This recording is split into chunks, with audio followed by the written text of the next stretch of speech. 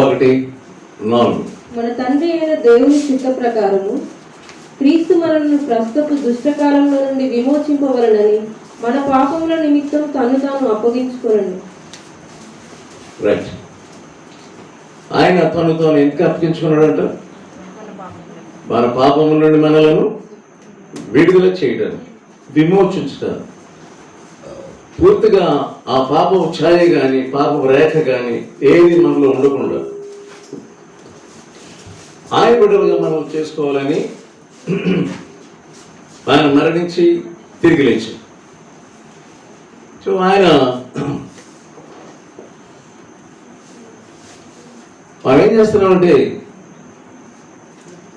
అసలు ఎందుకు మరణించాడు, ఆయన ఎందుకు తిరిగి లేవాల్సి వచ్చింది, ఎంత ఘాటైనటువంటి క్రియ ఎందుకు యేసయ్య చేయవలసి వచ్చింది, దీన్ని మనం సరే గ్రహించడం లేక ఏం చేస్తున్నామంటే మనం సైతాను చెప్పే మాటలు మనం వింటున్నాం. దేవుని యొక్క మాటలు ఆయన శక్తి కలిగినవి అయినప్పటికీ ఆయన మాటలేమో మనం పక్కన పెడుతున్నాం. తర్వాత సాతాను మాటలేమో మనం సాతాను మాటలను వెంబడిస్తున్నాము. ఈ లోకం యొక్క ఆశలు ఇవన్నీ గతించిపోయేవి. 1 యోహాను 2వ అధ్యాయంలో మనం ఏం చేస్తున్నాం, లోకమంతా కూడా లోకంలో ఉన్నదంతా కూడా ఇంకో దాంట్లో ఉంది. 1 యోహాను 2వ అధ్యాయం 15వ వచనం. 1 యోహాను లోకములైనను లోకంలో ఉన్న వాటినైనను ప్రేమింపకుడి. అది దేవుడు మనం ఆయనను ప్రేమించాలని ఆయన కోరుతూ ఉన్నప్పుడు మన ప్రేమంతా కూడా లోకం మీద పెడతాం. మనం సృష్టించిన ఆయన మన కొరకు ఆయన మరణించాడు. దేవుడు లోకం ఎంతో ప్రేమించినాను. సో మనల్ని ఎంతో ప్రేమిస్తే మనమేమో లోకాన్ని ప్రేమిస్తాం. లోకాన్ని ప్రేమించకూడదు. ఆ తర్వాత లోకంలో ఉన్న వాటినైనను దేనినైనను లోకంలో ఉన్న దేనినైనా మనం ప్రేమించుకో. మన ప్రేమ మనిషి మీదన పెట్టుకుంటున్నాం, వస్తువు మీదన పెట్టుకుంటున్నాం, బంగారం మీదన పెట్టుకుంటున్నాం, వెండి మీద పెట్టుకుంటున్నాం, ఇక ఎవరి మీద పెట్టుకున్నాం. సో ఆయన కోరేది ఏంటంటే ప్రేమ. ఆయన ఎందుకు మరణించాడు, ఎందుకు శ్రమను అనుభవించాడు, ఎందుకు రక్తం కార్చాడు, మనల్ని అంతగా ప్రేమించాడు ఆయన. సో ఆయన మనల్ని ప్రేమించాడనే తాత్కాలికంగా ఆయన శిలువ మరణం అనుభవించి పూర్తిగా మనల్ని ప్రేమించాడని తాను ఆయన నిరూపించుకున్నాడు. చాలామంది ఏం ప్రేమిస్తున్నారు, ఈ లోకంలో ఉన్నదంతా ఏంటంటే, సో ఈ లోకంలో గిరిమిట్లు ఉన్నాయి. యేసుప్రభుని సాతానుడు ఏం చేశాడంటే కొండ మీద తీసుకుని వెళ్ళి ఆ లోకమంతా ఒక్కసారి చూపించాడు. పైకి తీసుకుని వెళ్ళి లోకమంతా ఒకసారి చూపించాడు. ఆయన మొదట ఆయన ఆహారం చేయించాడు, తిండి చేయించాడు.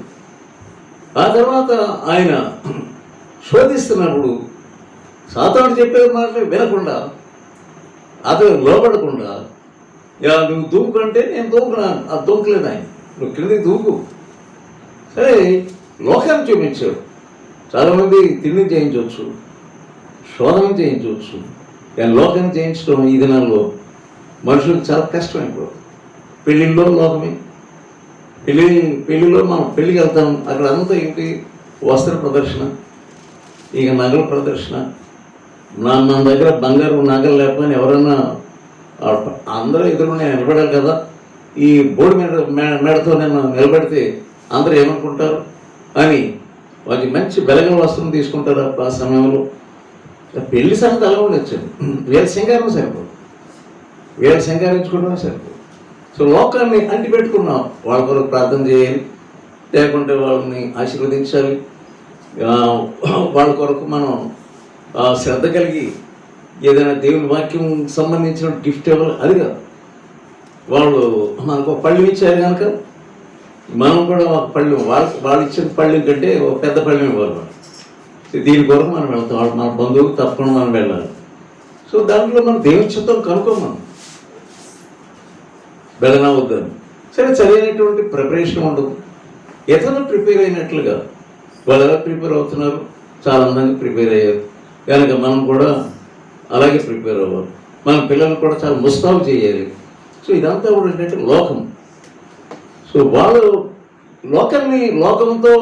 లోకంలో అంటుకట్టుబడి వెళ్తున్నారు. అలా జరిగేవన్నీ కూడా లోక సంబంధమైన కార్యాలు.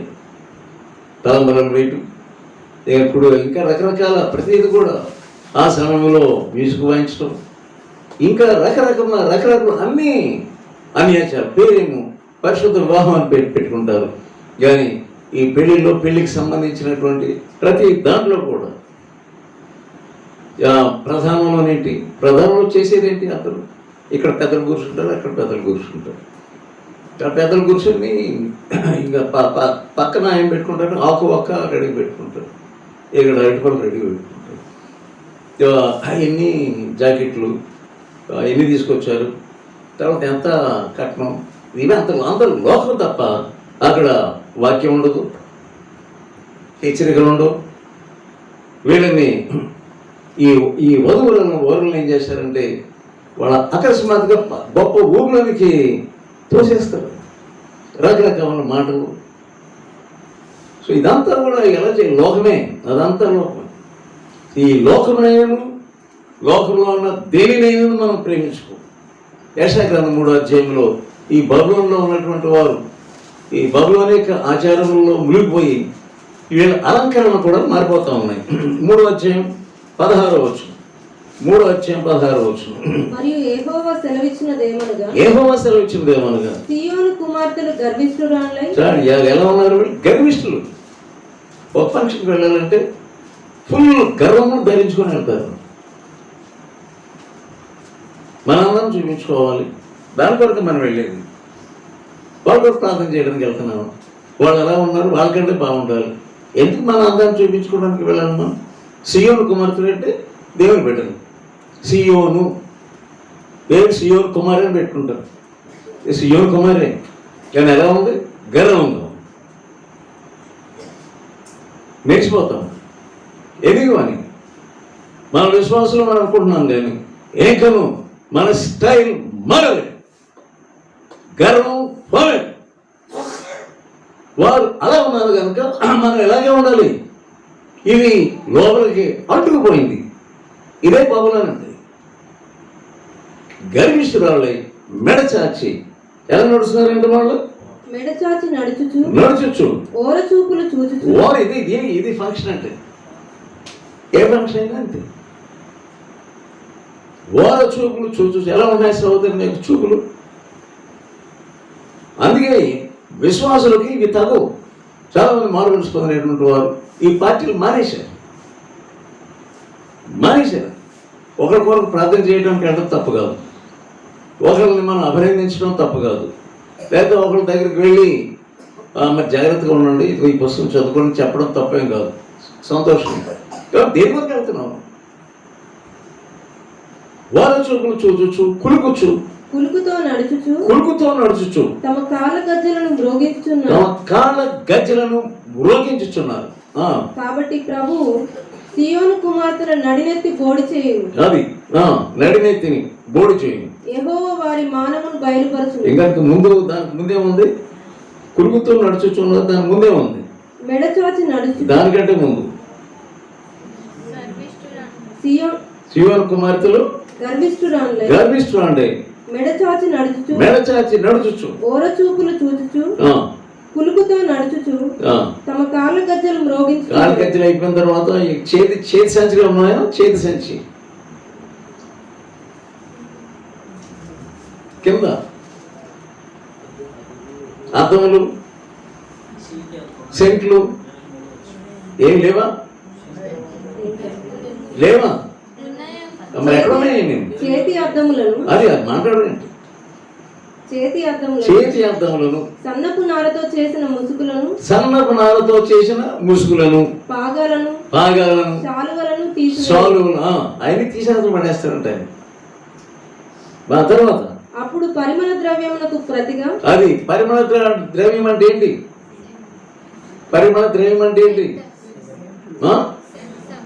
సెంటేనా? రైట్. పరిమళ ద్రవ్యము ఇంకేంటి? మురుగుడును దానికి బదులుగా ఏమిస్తారంటే మనకి మురుగుడును డ్రైనేజ్ లో ఉన్నటువంటి కొంత కంపు దాంట్లో పెడతారు. అప్పుడు దాని హ్యాండ్ బ్యాగ్ లో పెట్టుకుంది. కానీ మంచి వాసన వస్తుంది, తక్కువ కూడా మంచి వాసన వస్తుంది.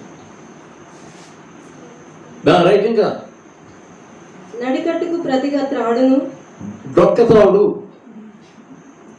నడికట్టుకు బదులుగా ఏమిటంటే డొక్కతాడు పెడతాడు. రైట్. అల్లిన జడకు ప్రతిగా బోడి తలయు. నీకేమన్నా అక్కడ లైటింగ్ తక్కువైందా? ముందుకు రావాలా? రైట్. ఏమన్నదంటే రెడీగా అల్లిన జడకు అంటే జడ అన్నాడు. అల్లిన జడకు ప్రతిగా బోడి తలయు. అల్లిన జడ అంటే జడలేసుకుంటే తప్పేం కదా. అల్లిన జడ అంటే ఏంటి? స్టైలిష్ జడ.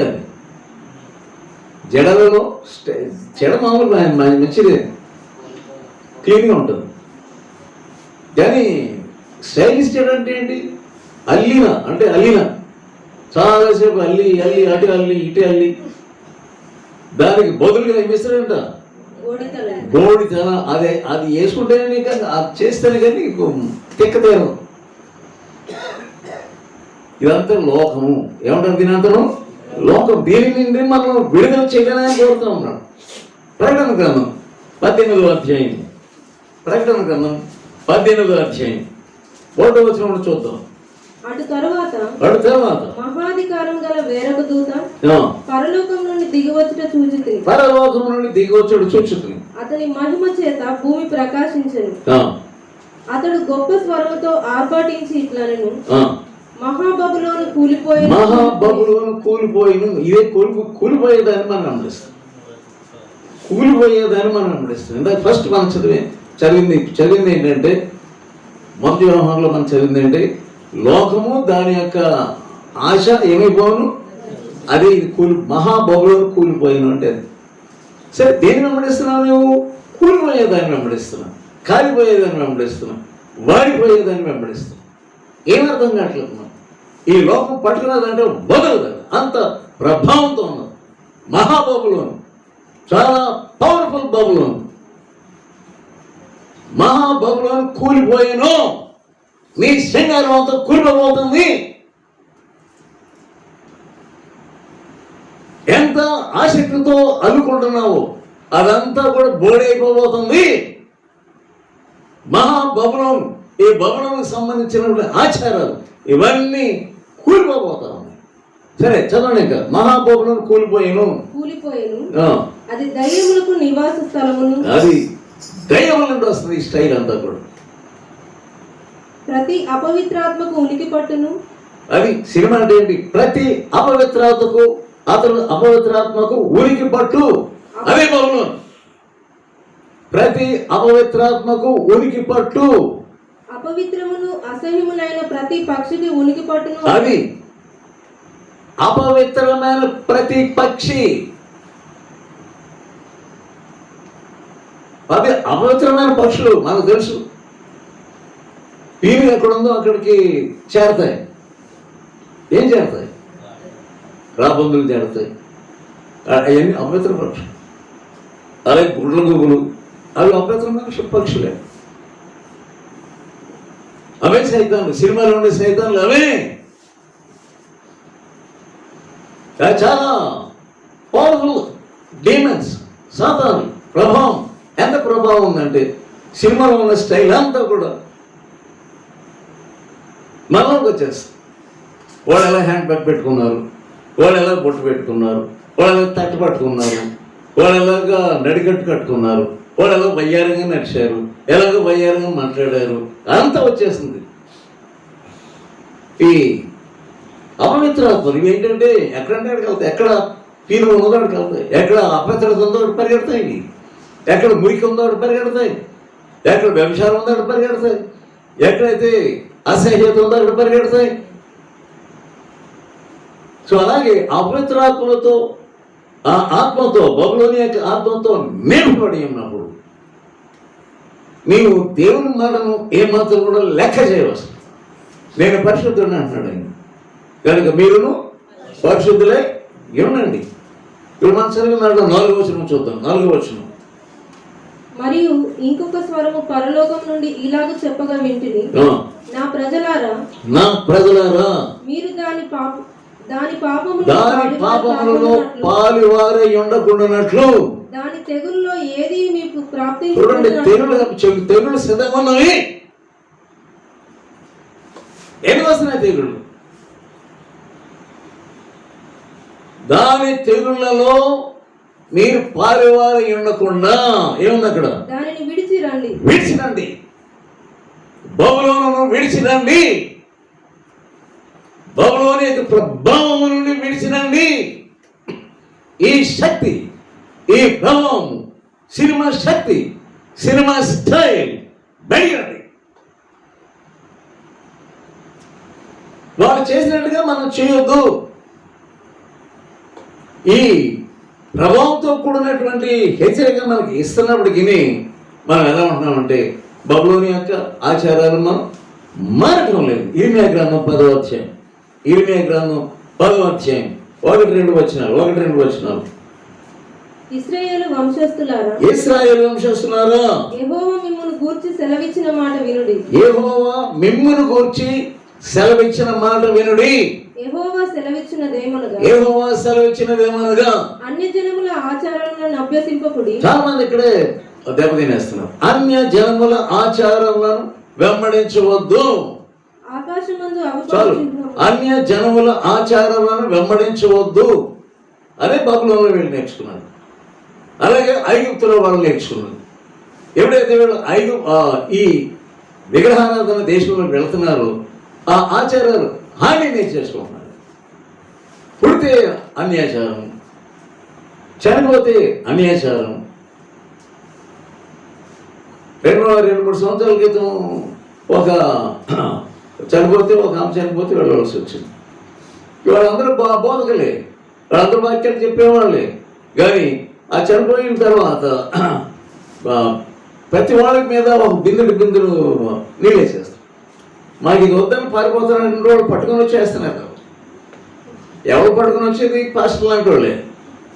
వేసుకోవాలి, ఎలా రా అని వాళ్ళు బలవంతం పోసి కూడా పంపి ఇప్పుడు వెళ్ళిపోతున్నారు. ఎంత విడ్డూరం ఇది! ఆ చోల దగ్గర ఏడుపు చూస్తుంటే చాలా భయంకరంగా ఏడుస్తున్నారు.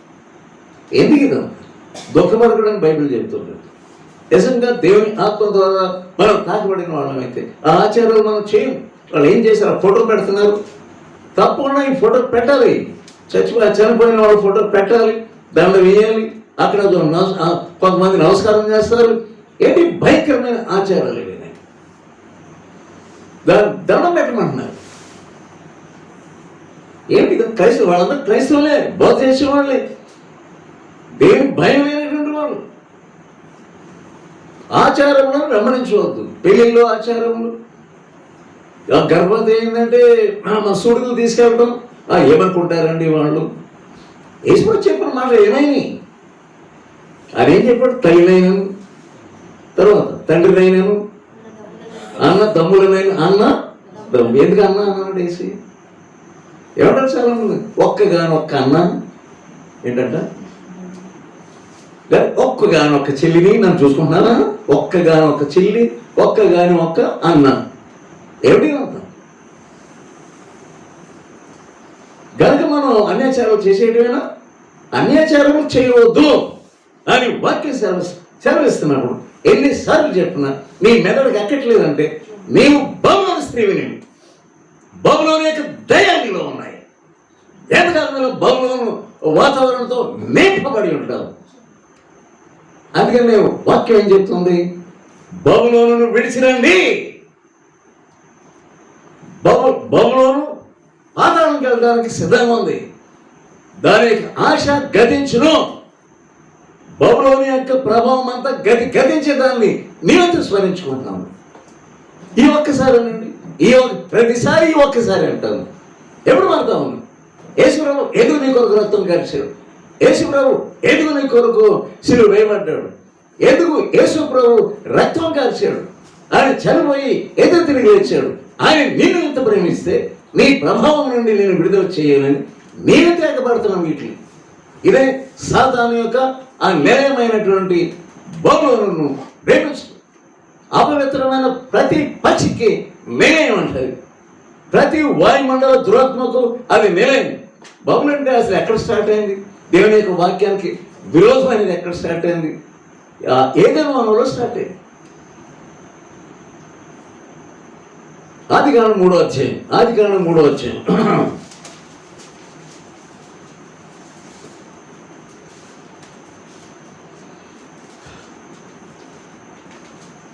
దేవుడు చెప్పిన మాట ఏంటి?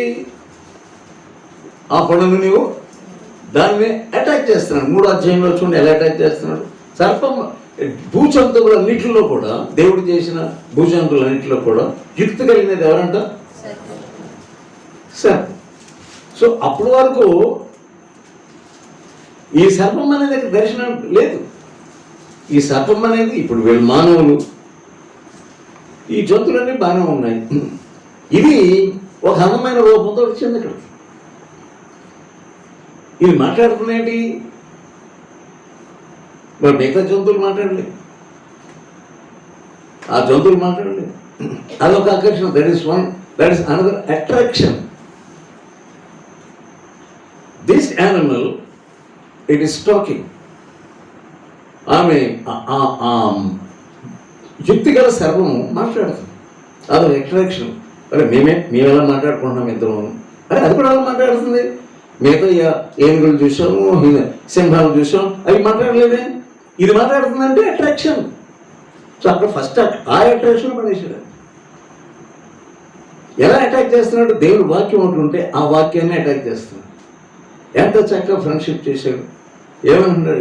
అసలే పలకరింపు ఎలా ఉంది చూడండి. చదవండి. పలకరింపు ఎలా ఉంటుంది? ఎలా ఉంది? ఆ స్త్రీతో ఇది నిజమా? ఈ తోట చెట్లలో ఈ ఫస్టే డౌట్. దేని ఫలమునైనా మీరు తినకూడదని దేవుడు చెప్పినా, ఏ మాట అయితే దేవుడు చెప్పాడో దాని ద్వారానే స్టార్ట్ చేశాడు. వాక్యము ఏం చెప్తుందో దాని ద్వారానే సాతాను నీ బుర్రలో స్టార్ట్ చేస్తున్నాడు. నీవు బాగున్నా ఉన్నావు. ఇంకా ఎప్పుడైతే వద్దు అని అన్నాడో, ఇలాగన్నాడా దేవుడు, వెంటనే నీకు అక్కడే తేడా వచ్చేస్తుంది. వారు ఆమె అది మాట్లాడేదన్నీ కూడా అబద్ధానికి దగ్గరగా ఉన్నది, దేవుని సందేహించినట్లుగా ఉన్నది. చూడగలరా? ఇలా చెప్పాడా దేవుడు మీకు? నామకార్థ క్రైస్తవులు ఏమంటారు? మీకు ఇలా చెప్పేస్తున్నారా వాళ్ళు? ఎక్కడో బైబిల్లో వక్రీకరిస్తారు. వాళ్ళందరూ విశ్వాసులే, ఆ చర్చికి వెళ్ళిన వాళ్ళు కూడా విశ్వాసులే. మరి మీరెందుకు ఇలాగా ఇవన్నీ చేస్తున్నారు? అప్పటికప్పుడు డౌట్ పుట్టించేస్తారు. కనుక ఆ సహవాసం మనకు వద్దు. ఎప్పుడైతే ఆ సహవాసం ఉందో దాని నుండి నువ్వు బయటికి రా. ఈ బబులోన్ అనేది ఎక్కడ స్టార్ట్ అవుతుందంటే ఏదైనా వనంలోనే స్టార్ట్ అయింది. సో అక్కడి నుంచి కొంత దూరం వస్తే 11వ అధ్యాయంలో మనం చూస్తున్నాం. ఈ బబులోన్ అనేది మనకి ఎక్కడ స్టార్ట్ అవుతుంది? వీళ్ళందరూ ఏమనుకుంటున్నారంట, వచ్చిన సంతానం అందరూ ఏమనుకుంటున్నారంట, వాళ్ళు కొంతమంది ఓ గోపురం కడదాం, ఇటుకలు కాలుస్తాం, ఆ గోపురం పైకంటే పెట్టేట్టు చేద్దాం, దేవుడితో సమానంగా మనం కట్టేసుకుందాం. 11వ అధ్యాయం 4వ వచనం. మరియు వారు మనము భూమి అందంతటా చెదిరిపోకుండా ఒక పట్టణమును ఆకాశం అంటూ శిఖరము గల. చూసారా?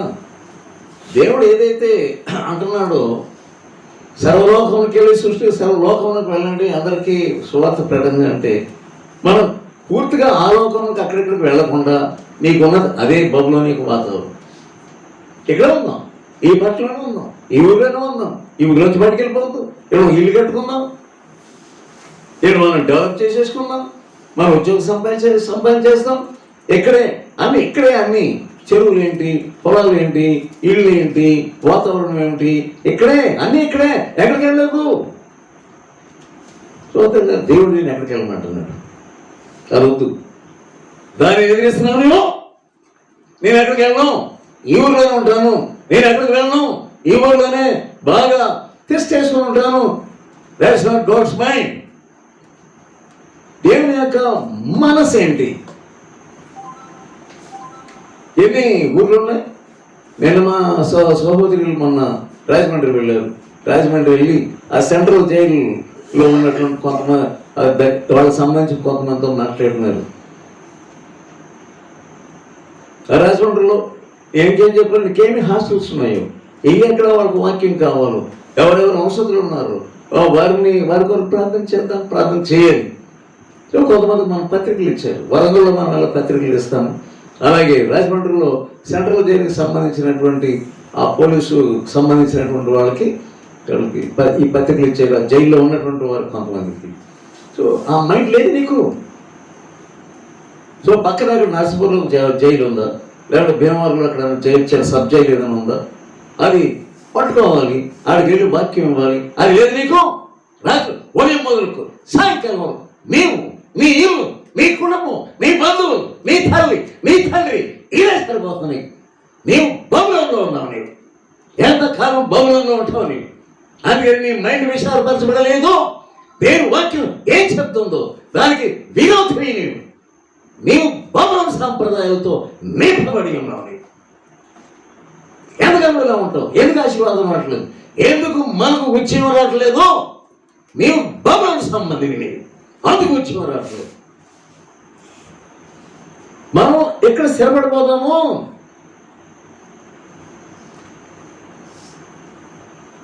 రండి కనేద్దాం. ఇదంతా మనకి పేరు తెచ్చుకుందాం. 10వ అధ్యాయం చూడండి. 10వ అధ్యాయం 8వ వచనం. కూషు నిమ్రోదును కనెను, అతడు భూమి మీద పరాక్రమశాలిగా ఉండుటకు ఆరంభించను. అది పరాక్రమం ఉంది అతనికి. ఎవరు అతని పేరేంటి? నిమ్రోద్. స్టార్టింగ్ బ్యాట్స్ అన్నమాట. చాలా పరాక్రమశాలి.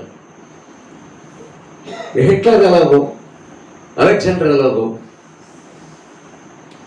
ఇక నేను మహా సైనికుడిగా అయిపోవాలి, లోకమందుల్లో నా రాజ్యం ఉండాలి. ఇది దాని యొక్క తత్వం ఏంటి? మన పెద్దవాళ్ళు అయిపోవాలి, మన పేరు సంపాదించేసుకున్నాం. మనము నేను అదే బబులోను సాంప్రదాయం అంటే. అదే బబులోని స్టార్టింగ్. అదే ఇక్కడ మనం పేరు సంపాదిస్తాము. ఇంకేమన్నా అక్కడ 10వ అధ్యాయం 8వ వచనం తర్వాత 10వ వచనం చూద్దాం. షీనారు దేశంలోని బాబేలు, ఎరకు, అక్కదు, కల్నే అను పట్టణములు అతని రాజ్యములకు మొదలు. అది అతని రాజ్యాలకు ఈ మహాపట్టణాలు మొదలు. సోదరులారా, అసలు ఈ మొదలెక్కడ స్టార్ట్ అయిందో, నీ భక్తి యొక్క మొదలెక్కడ స్టార్ట్ అయిందో, ఎవరి ఇన్ఫ్లుయెన్స్, ఎవరి యొక్క ప్రభావం నీ మీద పని చేస్తుందో తెలుసుకో. ఇదే మనం ఇది ఏంటంటే దేవునికి విరోధి. ఈ నిమ్రోద్ అనేటువంటి వాడు దేవునికి విరోధి. దేవుడు ఏం చేశాడో తెలుసు. అకస్మాత్తుగా అర్థం పెట్టాడు. అక్కడే కొంత దూరం పైకి వెళ్ళొచ్చి అక్కడి నుంచి ఏం చేశాడంట, భాషలను చేయబోతున్నాడు. మరి తర్వాత ఏడుస్తాం నేను నా యొక్క ప్రతిమకు మీరు మొక్కండి అని మొదలుపెట్టాడు. దానియేలు గ్రంథంలో నెబుకద్నెజరు వీళ్ళు ఉన్నారు, మేము మొక్కము, నన్ను మొక్కండి, నన్ను అంత స్వార్థమే. 3వ అధ్యాయం చూద్దాం. దానియేలు గ్రంథం 3వ అధ్యాయం 13వ వచనం. అందుకు నెబుకద్నెజరు అత్యాగ్రహము ఎందుకు వచ్చిందంట? నెబుకద్నెజరుకు అత్యాగ్రహం ఎందుకు వచ్చింది? వాళ్ళు ఏమంటున్నారు? మేము మొక్కనే. ఏం మొక్కమంటున్నారు? ప్రతి ఒక్క మొక్కమన్నారు. ఎవరికి మొక్కాలి? దేవునికి. మనం జీవం గల దేవునికి మొక్కాలి, ఆయన ఆరాధించాలి. వాడి యొక్క ఉద్దేశం ఏంటి? దేవునికి వ్యతిరేకమైన పనులు చేయాలి. దేవుడు అంటే ఆయన ఆరాధించకూడదు, దానికి వ్యతిరేకం. దేవుని మాట, ఆ మాటను మనం ఉల్లంఘించాలి, ఆ మాట మనం వినకూడదు. దేవుడికి ఏం చెప్తున్నాడు? దానికి నువ్వేం చేస్తున్నాడు? సరిగ్గా వ్యతిరేకంగా వెళ్ళిపోతున్నాం అంతే. ఇక దాని తర్వాత మనం చూద్దాం. 15వ వచనం. బాకాను, పిల్లల గ్రోవిని, పెద్ద వీణను, సింఫోనియాను, విపంచికను, సకల విధములకు వాద్యధ్వనులను మీరు విను సమయంలో సాగిలపడాలి. నేను చేయించిన ప్రతిమకు నమస్కరించుటకు సిద్ధముగా ఉండిన ఎడల సరే మీరు నమస్కరింపని ఎడల పని ఏంటంటే నన్ను నమస్కరించు. ఇది నేను పెట్టిన దాన్ని నమస్కరించు. నేను చేసిన దానికి విలువ ఇవ్వండి, నాకు విలువ ఇవ్వండి, నేను చెప్పిన దానికి విలువ ఇవ్వండి. దేవుడు ఏమంటాడు? నాకు ఆయనకి విలువ ఇవ్వాలి, ఆయన చెప్పిన దానికి విలువ ఇవ్వాలి. సైతాన్ ఏమంటాడు? దేవుడికి అది విలువ, నాకు విలువ, నా రాజ్యానికి విలువ. అట్లా ఏమైందో మనకు తెలుసు. వాళ్ళని తీసుకెళ్ళి పడేశారంతే. మిక్కిలి వేడి కలిగినటువంటి అగ్నిగుండంలో పడేశారు. కాలేరు వాళ్ళు కాలిపోలేదు. వాళ్ళు బుద్ధి తెచ్చుకున్నాడు అతను. అయ్యో, ఇటువంటి దేవుడు ఎక్కడ లేడు. ఎన్ని చేసినా కానీ ఈ రాజులకి ఏం మాత్రం కూడా బుద్ధి రావడమే లేదు. 4వ అధ్యాయంలో అతను చూడాలి. 4వ అధ్యాయంలో ఏమన్నాడంటే, ఇది నా సామ్రాజ్యం, ఇది నేను కట్టించినటువంటి బబులోను. ఏమన్నాడు? 4వ అధ్యాయం 20వ వచనం, 30వ వచనం. రాజు బబులోను, ఈ మహా విశాల పట్టణము, ఈ బబులోను అదే అక్కడి నుంచి వచ్చింది, బాబేలు నుంచి వచ్చింది బబులోను. బాబేలు నుండి వచ్చింది బబులోను.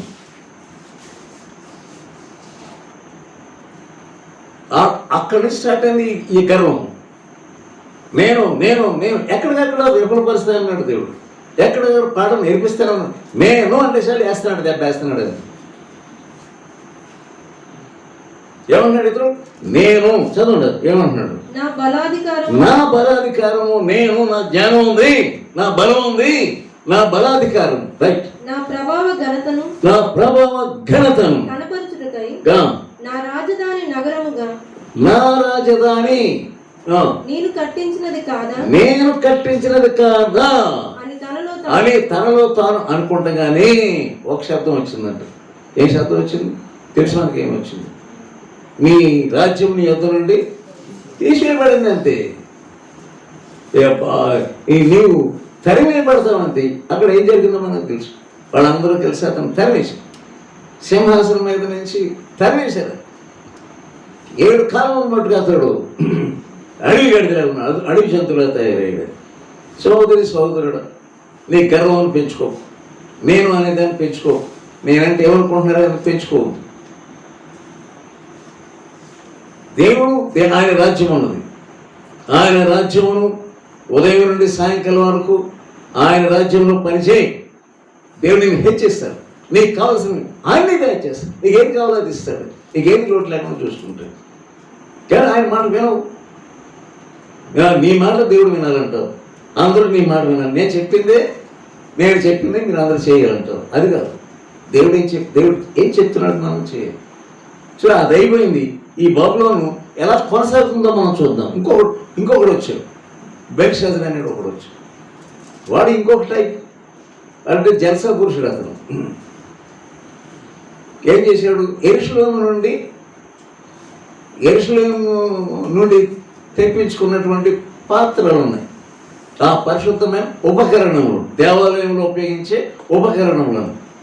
దాంట్లో ఇతడు ఏం చేస్తాడంటే ద్రాక్షారసం బాగా పోసి అక్కడ ఉన్న వాళ్ళందరితోనూ 1000 మందితోనూ వాళ్ళందరితోనూ త్రాగుతున్నాడు, జలస చేస్తున్నాడు, ఆహా అంటున్నాడు, ఓహో కులుగుతూ ఉన్నాడు. ఈ పూజించేది ఎవరిని స్తుతిస్తున్నాడు? కర్ర, రాయి, వెండి, ఈ ప్రతిమలకు పూజిస్తున్నాడు, ఘనపరుస్తున్నాడు. ఆ ఘనపరుస్తుండగానే అకస్మాత్తుగా గోడ మీద ఒక చేతి వ్రేలు రాస్తున్నట్టు, మేనే టేక్ కేర్ ఆఫ్ అవర్ చెయ్యి. ఎవరైతే గర్వంగా ప్రవర్తిస్తారో, ఎవరైతే గర్వాన్ని నటిస్తారో, ఎవరైతే గర్వమునకు చోటిస్తారో గుర్తించుకోండి. మేనే టేక్ కేర్ ఆఫ్ అవర్ సీన్. నీ రాజ్యం తీసివేయబడింది, నీవు త్రోసులో వేసాడు ఆయన, నీవు తక్కువగా కనపడ్డావు. సో ఈ రాత్రి నీవు బబులోను వాతావరణం అంటే ఏంటంటే, నేను అనేది బబులోను వాతావరణం. నేను అనుకున్నది జరగాలి, నేను చెప్తున్నాను, మీరు చేయండి. అది ఎలాగైనా సరే అటు ఇటు నువ్వు ఆలోచించు అంతే. నేను చెప్పాను, మీరు చేయండి అంతే. సోదరుడు ఎలా ఉన్నావు? ఇటువంటి బబులోని వాతావరణంతో నువ్వు నింపబడి ఉన్నావు. దానికి యేసుప్రభు వాతావరణం అని కాదు. నేను దీన మనసు కలిగిన వాడు, నేను సాత్వికుడు, నా యొద్దకు వచ్చి మీరు నేర్చుకోండి అంటే. దాని తర్వాత ఉంది అక్కడ అతడు హతుడయ్యాడు. ఆ సమయంలో చివరికి ఆ రాజ్యం అంతా కూడా ఎవరికి వెళ్ళిపోయిందంట? పారిశ్రామికులకు, మాదీయులకు వెళ్ళిపోయింది. 30వ వచనం చూడండి. 30వ వచనం. ఆ రాత్రి అందే కల్దీయుల రాజుకు బెల్షస్సరు హతుడయ్యాను. కల్దీయుల రాజు బెల్షస్సరు హతుడయ్యాను. ఇది బబులోనికి తెచ్చేది. అందుకని బబులోను నుండి పాల్గొనంటున్నారు. సహోదరి, ఇంకా బబులోన్లో ఉన్నావు నీవే చూసుకుంటా ఉన్నావా? నేనంటే ఏమనుకుంటున్నారు అనే స్వభావం నీలో ఉందా? ఇది గుర్తించుకో. బబులోను వాతావరణం నీలో ఉంటే నువ్వు నిలవలేవు. లోకము దాని యొక్క ఆశ గతించును. అందుకే అంటున్నాడు 2వ కొరింథీయులకు రాసిన 2వ పత్రిక 6వ అధ్యాయం 14వ వచనం. 6వ అధ్యాయం 14వ వచనం. మీరు అవిశ్వాసులతో జోడుగా ఇది మీరు నేర్చుకోండి సహోదరులారా. ఎన్నిసార్లు చెప్పినా దానికి మీరు అసలు ఏమాత్రం పట్టించుకోవట్లేదు. అవిశ్వాసుల దగ్గర ఉంటే వాళ్ళ బూతులు నీకు వచ్చేస్తాయి, వాళ్ళ సరసాలు నీకు వచ్చేస్తాయి, వాళ్ళ నోరు విప్పితే లోకం గురించే మాట్లాడుకుంటూ ఉంటారు, రాజకీయం గురించి మాట్లాడుకుంటూ ఉంటారు. ఏది నీకు అని ఇదే బబులోను అంటే. అవిశ్వాసులతో విచ్చోడుగా ఉండకండి. నీతికి దుర్నీతితో ఏమి సాంగత్యము? వెలుగునకు చీకటికి ఏమి పొత్తు? క్రీస్తునకు బెలియాలకి సంబంధం ఏమిటి? అవిశ్వాసితో విశ్వాసికి పాలెక్కడిది? దేవుని ఆలయమునకు విగ్రహములతో ఏమి పొందిక? దేవుని ఆలయమునకు విగ్రహానికి ఏం పొందిక? మనము జీవము గల దేవుని ఆలయమై ఇది గుర్తుంచుకోండి. మీరు ఎక్కడైతే పని చేస్తున్నారు, మారు మనసు లేనటువంటి వాళ్ళ దగ్గర పనిచేసినప్పుడు వాళ్ళు మాట్లాడే బూతులన్నీ నీ చెవుల్లో నుంచి నీ హృదయంలోకి వచ్చేస్తుంది. లోకంలోకి వెళ్తే చాలు. చాలా మంది ఇంటికి వెళ్ళి వస్తాం, ఇంటికి వెళ్ళిపోతాం, దయ్యం పని చేస్తాం నీళ్ళు. ఎందుకంటే అక్కడ ఏం మాట్లాడతారు నీకు తెలుసు. ఏమన్నా ఫస్ట్ నీ పవిత్రత పోగొట్టుకుంటావు. అయినా పర్వాలేదు, బబులేనే కావాలి. నీ చెవులు గుండా వెళ్ళేటువంటి అన్ని కూడా అపవిత్రమైన మాటలు నీ లోపలికి వచ్చేస్తాయి. ఆ సినిమా మాటలు, సినిమా పాటలు, ఎక్కడ చూసిన సినిమా పాటలు. దేవుడి ప్రశాంతం ఇస్తామని పెడితే నువ్వు ప్రార్థన చేసుకోమ్మా తల్లి అంటే ఎందుకు వెలవిగుతున్నావు? ఎందుకు వెలవిగడేది? నీకు నాకు అపవిత్రతయే కావాలి, నాకు ఆ మురికేక నాకు కావాలి. మురికి జంతువా నువ్వు? అపవిత్రమైన పక్షివా నువ్వు? ఎందుకు పరిశుద్ధత అంటే నేను ఆశ ఉండటం, పవిత్రతను నేను నేర్చుకుంటాను అనే ఆశ నీకు ఎందుకు రావట్లేదు? తర్వాత 7వ అధ్యాయం 1వ వచనం చూద్దాం. 7వ అధ్యాయం చదివింది 7వ అధ్యాయం 1వ వచనం.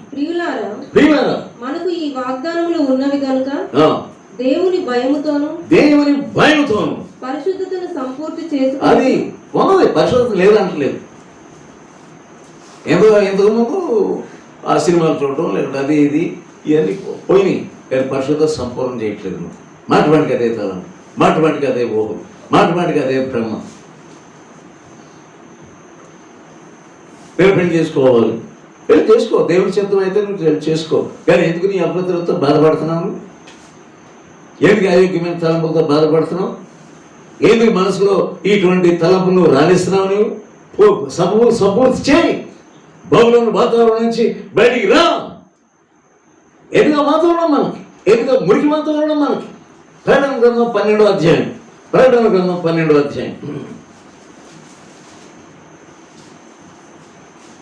7వ వచనం చూద్దాం. 7వ వచనం. అంతటా పరలోకమందు యుద్ధం జరిగెను. మికాయేలును.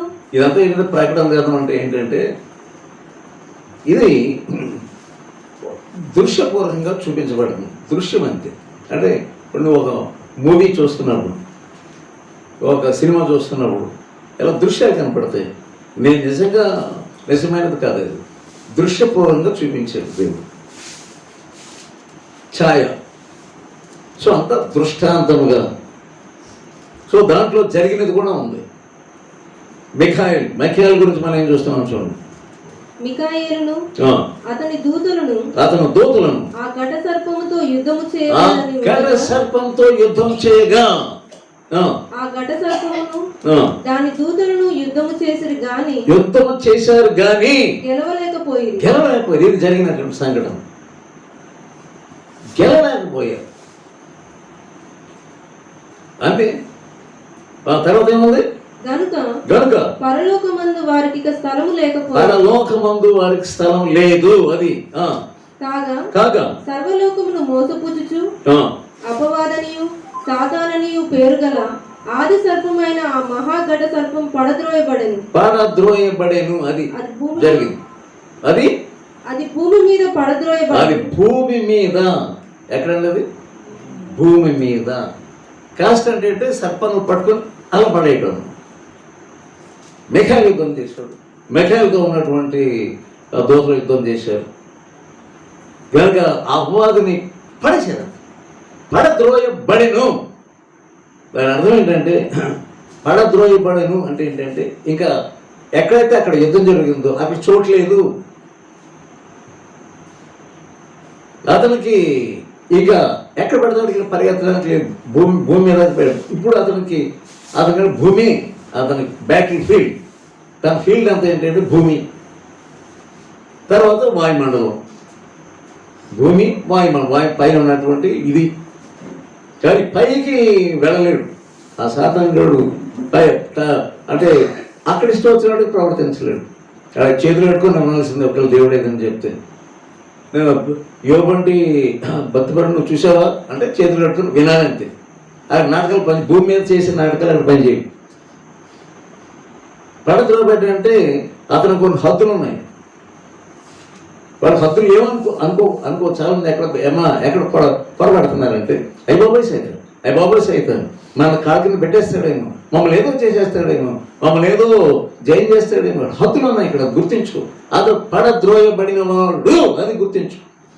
అందుకని పౌలు ఏమన్నాడంటే రోమా 16 ఆఖరులో ఏమంటాడంటే, ఈ సాతాను దేవుడు ఏం చేయగలడంటే మీ కాళ్ళ కింద ఏమన్నాడు? మీ కాళ్ళ కింద సమాధానకర్త దేవుడు సాతాను మీ కాళ్ళ కింద శీఘ్రముగా చితక తొక్కి. ఆడికి హద్దులు ఉన్నాయి. మనం దేవుని వాక్యాన్ని సరికి లోబడితే తప్పకుండా సాతాను మన కాళ్ళ కింద పెట్టగలము. అది గుర్తించుకోండి. అతనికి గురిని ఇష్టం చేసేస్తాడని, నీళ్ళు కింద పడేస్తాడని అలా కాదు. ఆయన వాక్యానికి ఇదే చూపించు. ఆయన రక్తాన్ని చేతి పట్టుకో. ఆయన నామాన్ని నీ నోట్లో ధరించుకో. నువ్వు చేయవలసింది చేయి. బబులోంచి బయటికి రాను. బబులోనే ఉండి నీవు అతను జయించడానికి నువ్వు కష్టం. అన్యాచారం నువ్వు చేసుకుంటూ. హైదరాబాద్లో ఆయన మా పాస్టర్ గారు ఏం చేశారంటే పిల్లలు ఇద్దరు పిల్లలు ఉన్నారు, చిన్న పిల్లలు. అకస్మాత్తుగా వాళ్ళ భార్య ఒకసారి ఎవరన్నా వాళ్ళని పట్టుకొని బయటకు తీసుకుని వెళ్ళిపోయి ఈ చెవులు కుట్టించుకొచ్చేసారు. నేను అనుకున్నాను ఏమిట్రా బాబు, ఏ పిల్లల చెవులు కుట్టించేసుకుంటే అంటే మా పిల్లల చెవులు కూడా కుట్టించేసుకోవాలేమో అనిపిస్తుంది. అంటే మనం ఏదైనా చేయొచ్చు, సేవ కూడా చేయొచ్చు. కానీ బబులోని ఆచారాలు మాత్రం మనం ఏహెస్కెళ్ళి ఏమో తెలిసిన వాళ్ళు ముక్కులకు ఏం పెడతారంట, వాళ్ళు ముక్కులు పెడతారు కొంతమంది చెవులకి పెడతారు. కర్ణభూషణం అంటే కర్ణభూషణం కర్ణం అంటే ఏంటి? చెవి, అంతేనా? నేనేమో తప్పు చెప్తున్నాను. బబులోని ఆచారం నేను చాలా బాధపడ్డాను. అరే పిల్లలను చక్కగా పరిశుద్ధంగా పెంచుకోవాలి కదా, ఎందుకు ఇలా చేయించాడు? విశ్వాసమే గారు చేయవలసిన మాత్రం చేస్తాం. మా అత్తగారు ఊరుకోరండి. ఇది చేయకపోతే మా అత్తగారు అయ్యో మా అత్తగారు మీకు ఏం తెలుసండి, మీకు ఏమో తెలుసా? మీ అత్తగారు మీరు 3 రోజులు ఇక్కడ పెడితే మీకు అర్థం అవుతుంది అసలు ఆయన ఆమె ఊరుకుంటుంది అనుకుంటారా? మా అత్తగారి కొరకు చెవి కుట్టించేస్తారు, మా అత్తగారు కొరకు ఇవన్నీ చేసేస్తారు. నువ్వు బబులోను మనిషివా? బబులోను మనిషివా? వాడు పడదోయబడిన వాడు. అంటే ఎందుకు భయపడుతున్నావు? మా మామగారు ఊరుకోడండి, మా తాత అసలు ఊరుకోడండి. వాడు పడద్రోయబడిన వాడు ఎందుకు వాడు మాట వింటున్నావు? నేను హాస్పిటల్తో దెబ్బతిన్నా, లేకుంటే దేవుని శక్తి ద్వారా ఏమిచ్చావు. నీ మనసులో నిండాలు బొమ్మలు మనిషివి. నీవు ఏకం పరిశుద్ధపరచబడడం నీకు ఇష్టం లేదు. ఆయన పరిశుద్ధుడు. నీవు పరిశుద్ధులోనికి నువ్వు రావాలంటే యోధా పత్రిక చూద్దాం. యోధా పత్రిక ప్రకటనకు ముందుంటారు చూడండి, 6వ వచనం. మరియు తమ ప్రధానత్వమును నిలుపుకొనక, అది ఏంటంటే జరిగిన సరిగ్గా సంఘటన ఏంటి చెప్పండి.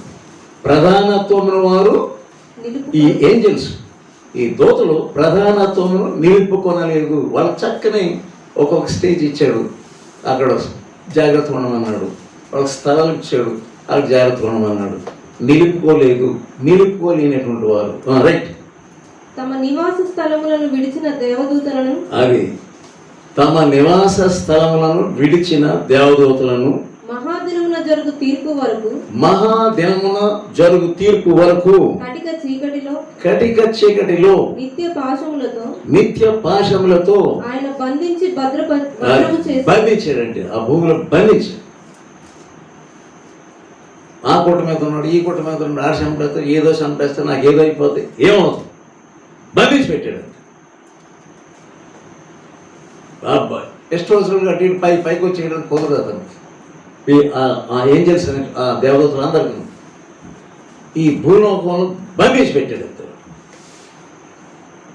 పాశములతో బంధించి పెట్టాడు, పడదలో పడ్డాడు. ఇంకేముంది అక్కడ? ఆ ప్రకారముగానే సొదొమ గొమొర్రాలను వాటి చుట్టుపక్కలున్న పట్టణములను వీరి వలనే వ్యభిచారము చేయొచ్చు. అది వీరి వలనే ఎటువంటి కోరికలు ఉన్నాయి చూడండి దయ్యాలు. అదే తిరగబడ్డ, అదే బాబులో వీరి వలనే. సుధమ అంతా అది ఇష్టం, శరీరం శరీరం శరీరం శరీరం అంటారు. వీరి వలనే కలలు కంటూ ఇంకేమన్నా అక్కడ పరశరీరానుసారులు నిత్యాగ్ని దండన అనుభవించుచు దృష్టాంతంగా ఉంచబడింది. వీళ్ళకి శిక్ష పెట్టాడు. ఎవరన్నా దయ్యాన్ని వెలగొడితే క్యాల్కులేషన్ అయిపోతాడు. దయ్యులతో పట్టబడినటువంటి వారు కేకలేస్తారు. దేవుని అగ్ని వచ్చి తాకినప్పుడు నిలవలేరు ఆ యొక్క దేహంలో, కేకలేసుకుంటూ పారిపోతారు. సేనాంతి ఆ దైవం 2000 దైవులు ఉన్నారు, ఉండడానికి 2000 దైవులు ఉన్నారు. మహా బలమైనటువంటి ఇది ఎపిసోడ్ రా బాబు అని అనుకుంటాం మనం. కానీ ఏసై రాగానే వాడు వెలవెల్లాడిపోయాడు. బాబోయ్ మమ్మల్ని పాతాళంలో పంపించవద్దు, పందులో పంపించదు. దయ్యాలు ప్రార్థన చేసినాయంట, దయచేసి దయచేసి దయచేసి అదొక పందులను పంపించేసాడు. పంపించగానే ఏం చేసినాయి? బడిగా పరిగెత్తి ఎక్కడ పరిగెత్తి సముద్రంలో పారిపోయి అక్కడ చచ్చేయాలి. ఆ పారిపోగా ఆ పందులను వదిలినటువంటి దయ్యాలు గ్రామస్తులను పట్టుకున్నాం. ఆ గ్రామస్తులు ఏమన్నారు? బాబోయ్ వద్దు బాబోయ్, మాకు ఇది వద్దు బాబు, ఈ సువార్త వద్దు, ఈ విడుదల వద్దు, ఈ శాంతి మాకు వద్దు, అయ్యే కావాలి, దయ్యాలే కావాలి. ఆ దయ్యాలను గ్రామస్తులను పట్టుకొని ఏం చేస్తారంటే సువార్త మాకు వద్దు, ఇటువంటి సువార్త వద్దు. అతడు బట్టలు కట్టుకొని, ఇంతకుముందు బట్టలు లేవు, ఇప్పుడు బట్టలు కట్టుకొని ఎలా ఉన్నాడంట? స్వస్థ చిత్తుడై ఎలా కూర్చున్నాడు? స్వస్థ. ఇంకా పిచ్చి పిచ్చి మాటలు మాట్లాడుతుంది. కామ్ అయిపోయాడు, బబులంతా ఎగిరిపోయింది, ఆ దయ్యాల వాతావరణం అంతా ఎగిరిపోయింది. ఈ దయ్యాలు అంటే ఈ అక్కడ సైతాన్ అంటే ఎవరు? వాయుమండల అధిపతి, ఈ దురాత్మన్నిటికి అధిపతి. అని ప్రేరేపిస్తాడు. అది ఇలా చేయి, అలా చేయి, ఎలాగ అబద్ధం మాట్లాడు అని అబద్ధం మాట్లాడుతున్నారు. ఆదాము అక్కడ నేర్చుకోలేకపోతుంది. మమ్మల్ని ముట్టొద్దన్నాడు దేవుడు అని అంటున్నాడు. ఆయన ముట్టొద్దని చెప్పలేదు, తినమని అన్నాడు. అందుకని వాడు అబద్ధములకు జనకుడు, వాడు నరహంతకుడు, వాడు హంతకుడు. వీడి గురించి ఏముందంటే ఎఫెసీయులకు రాసిన పత్రిక 2వ అధ్యాయం, ఎఫెసీ 2వ అధ్యాయం 2వ వచనం చూద్దాం. మీరు వాటిని చేయుచు వాయుమండల సంబంధమైన అధిపతిని, వాయుమండల అంటే గాలి సోకితే చాలు. ఇప్పుడు ఫ్యాషన్లో ఉన్నాయి, ఇప్పుడు లోకమందరూ ఫ్యాషనబుల్ ఇది స్టైల్. తల స్టైల్ ఎలా ఉంటుందంటే వాళ్ళందరూ అలాగే వేసుకొని కటింగ్ చేస్తున్నారు, వీళ్ళు కూడా అదే ఎలా వచ్చేసిందే అంత దూరం నుంచి ఎక్కడికి వచ్చింది, అదే వాయుమండలం అంటే. కనెక్షన్ ఎలా ఉంది, కమ్యూనికేషన్ ఎలా ఉంది, అంత దూరం నుంచి ఇక్కడ గురిని వచ్చేస్తుంది. ప్రతి పల్లెటూరికి వచ్చేసింది. వాళ్ళు ఏ రీతిగా ఉంటే స్టైల్గా కనబడతారో ఆ స్టైల్ అనేది వాయుమండల ఏమంటారంటే వాయువేగంతో వెళ్ళిపోతుంది ఆ స్టైల్ అంతా కూడా. బెల్ బాటం ప్యాంట్ వేయాలంటే బెల్ బాటం ప్యాంట్ వేసేయటం. ఆ ప్యాంటుకి మోకాల దగ్గర కొంత ఇలా చింపేసుకొని అది ఆ మోకాలు కొంచెం కనపడాలన్నమాట. అదొక స్టైల్ అంటే అందరూ చింపేసుకోవడం. ఎవరైనా సైరెట్తో ప్యాంటుని కొంచెం 4-5 బొక్కలు పెట్టుకుంటే మనం కూడా సైరెట్తో ఒక 4-5 బొర్లు పెట్టుకుంటాం. ఇది ఎక్కడి నుంచి వస్తుంది? వాయుమండలం, వాయు వేగంతో వెళ్ళిపోతుంది. కనెక్షన్ ఎక్కడి నుంచి వస్తుంది? గాలిలోకి వెళ్ళిపోతుంది అంతే. ఎలాగ వచ్చిందిరా బాబు, ఎక్కడి నుంచో ఎక్కడో వాళ్ళు వేసుకునే డ్రెస్ నువ్వు వేసుకుని ఏంటరా బాబు అంటే వాయుమండలం అంత వాయు వేగంతో వచ్చేస్తుంది అంతే. బబులోని వాతావరణం అనేది వాయు వేగంతో వెళ్ళిపోతుంది స్టైల్ అని. వాళ్ళు ఎవరో చేసుకున్నారు, వెంటనే 10 రోజుల్లో మొత్తం ప్రపంచం అంతా ఎలా వచ్చేస్తుంది? వాయు వేగంతో వచ్చేస్తుంది. అందుకని వాయుమండల దురాత్మ, వాయు అక్కడేముంది, అక్కడ ఏమన్నా వాయుమండల సంబంధమైన అధిపతిని, అది వాయుమండల సంబంధమైన అధిపతి అనగా అవిధేయులైన వారిని ఇప్పుడు ప్రేరేపించడం, అవిధేయులైన వారిని ప్రేరేపించడం. వాళ్ళందరూ ఎలా మాట్లాడుతున్నారు, వీళ్ళు అలాగే మాట్లాడతారు. ఆ సినిమాలో ఎలాగే వాళ్ళు వస్త్రధారణ చేశారు అలాగే వస్త్రధారణ చేయటం. అదే వాయుమండల అధిపతి. వాడు కమ్యూనికేషన్ మనకి సెల్ ఫోన్గా కమ్యూనికేషన్ అవసరం లేదు. ఈజీగా గాలితో కమ్యూనికేషన్ అయిపోతుంది. గాలి ఎంత వేగంగా బీచే అవతల మీదకి వస్తుందో అలాగే ఈ ఆచారాలన్నీ వాయుమండల వేగంతో వచ్చేస్తున్నాయి. బబులోను వాతావరణం అంతే. బబులోనులో ఉన్నటువంటి ఆ వాతావరణానికి అధిపతి అలాగే ఏర్పాటు చేశాడు అంతే. వాళ్ళ లోపల ఏముండవు, ప్రాణవాయువు ఏముండవు. ఆ దయ్యాల్లో ఎక్కడికైనా వాళ్ళు దూరమైపోగలరు. వాళ్ళు వాయుమండలం వాయు వేగంతో వెళ్ళిపోగలరు. గోడ అడ్డురాదు ఆ దయ్యానికి. అధిపతి వలన ప్రేరేపించబడుతున్నారు. అలాగే డ్రెస్ చేయాలి, అలాగే మాట్లాడాలి, అలాగే తినాలి, అలాగే ఉండాలి. ఇవన్నీ కూడా సాతానిక అధిపతి ఇంకొకరిని అసిస్టెంట్ని పట్టుకొని వాడిని ఇలా ప్రేరేపించు అని కానీ వాయుమండలంలో వచ్చేస్తున్నారు. అంత అధికం చేసుకుంటున్నాడు. ఎంతకుముందు మీరు అలాగా ప్రేరేపించబడితిరి, కానీ ఇప్పుడు వాటి నుంచి మీరు విడుదల పొందారు. కానీ మళ్ళా ఎందుకు వెనక్కి వెళ్తారు? గలతీలో ఏమందంటే మళ్ళా ఎందుకు ఆ మురిపడి వాడిని మళ్ళీ ఎందుకు మీరు చేస్తున్నారు? ఎంతమంది చేశారు, ఇప్పుడు మళ్ళీ ఎందుకు చేస్తున్నారు మీరు? వీడు ద్రోహపడిన వాడు 14వ అధ్యాయం యెషయా గ్రంథం. ఆ ఇన్ఫ్లుయెన్స్ మనకు అవసరం లేదు. 12వ వచనం.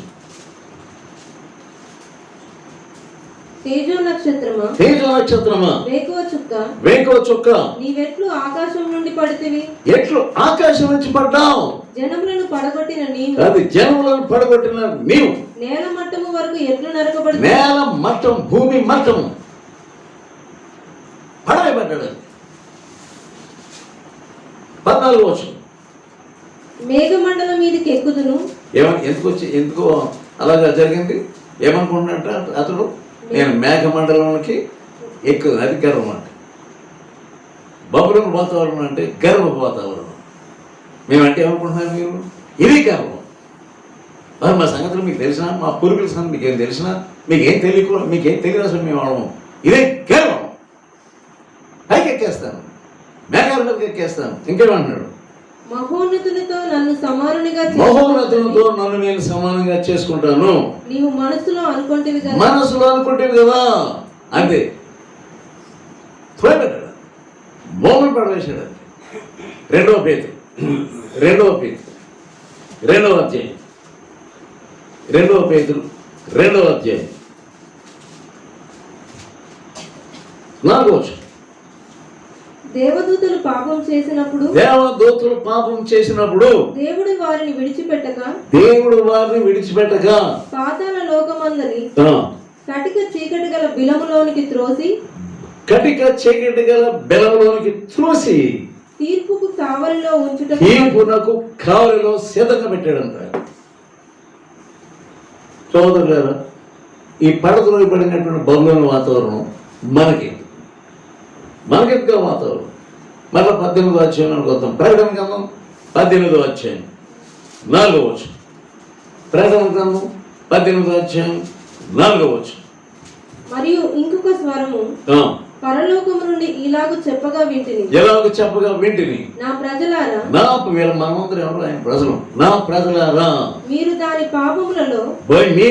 పాపములలో పాలివారు కాకుండానట్లును, ఆ బబులోను మహానగరం యొక్క పాపములలో పాలివారు కాకుండా ఉండాలంటే, దాని తెగులలో ఏమీ మీకు ప్రాప్తించకుండా ఉండాలంటే దానిని విడిచిరండి. Come out! బయటికి ఎంతకాలం ఆలేశారంలో ఉంటాం? ఎంతకాలం బబులోన్లో ఉంటాం? ఎంతకాలం బబులోనీయుల మధ్యలో ఉంటాము? బయటికి రండి. ఆయన నీ కొరకు ఓ మహాపట్నం, బంగారు పట్నం నీ కొరకు సిద్ధపరిచి ఉంటే ఎందుకు నీకు ఆ బబులోను ఆశిస్తున్నాం? వాళ్ళ వల్లే ఉండాలి. బబులోనుకు తీర్పు తెచ్చిపడింది. మహాబబులోను కూలిపోయినని ఇంకా అదంతా చదువుకుంటే మీకు తెలుసు. కూలిపోయి పట్టణాన్ని నువ్వేందుకు ఆశిస్తున్నావు? అది వ్యభిచారం మత్తు చేత కూలిపోయి సినిమా యాక్టర్లను చూసి ఆ సినిమా యాక్టర్ల ద్వారా ఉండాలి. ఆ సినిమా యాక్టర్లను ప్రేమిస్తున్నాం. ఆ సినిమా యాక్టర్లను చూస్తూ కూర్చుంటున్నాం. ఎంతకాలం మీరు సినిమా యాక్టర్లను చూస్తూ ఉంటాం? ఎందుకు అంత అందము మోసం, సౌందర్యం వ్యర్థం. ఎందుకు నీకు ఇవన్నీ? బబులోను వాతావరణం నుంచి బయటికి రా. పరశరీర ఆశ నుంచి బయటికి రా. ఈ అపవిత్రత నుండి బయటికి రా. ఎంతకాలం వ్యర్థమైన వాటిని ఈ సెల్ ఫోన్లో చూసుకుంటూ నీవు పడగలబడడానికి సిద్ధంగా ఉన్నావు. బబులోను నుంచి కమ్ అవుట్ ఆఫ్ బ్యాబిలోన్ బయటకు వచ్చే బబులోను వాతావరణం దేవుడు నేను దీవించబోతా ఉన్నాడు. ప్రార్థన చేసుకున్నాం. కొంతసేపు దేవుని సింపుల్ ప్రార్థన చేసుకున్నాం. ఎంతకాలం బబులోని ఇష్టపడతాము?